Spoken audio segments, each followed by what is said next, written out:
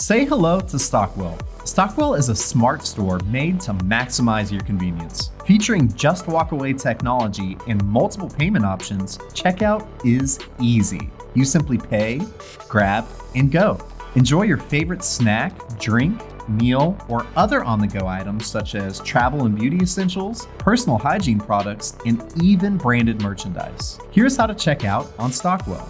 Step 1. Issue payment at the terminal with either a credit card, debit card, or Apple Pay or Google Pay. Or you can pay via the 365 Pay app by scanning the QR code. If paying with credit card or mobile payment, you will be prompted to choose how you would like to receive your receipt, either by email or phone number. Or you can choose no receipt. Step 2. Select your favorite products from the cabinets. Change your mind, put the item back in the slot it came from, and you won't be charged. If you want to choose from both cabinets, make sure to open the other cabinet before you close the initial one. Stockwell closes the transaction soon after both doors are closed. Step 3.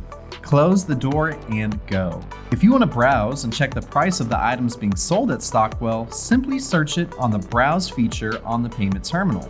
You can also use the payment terminal to change the cooler's language. Check out with Stockwell today and enjoy better convenience.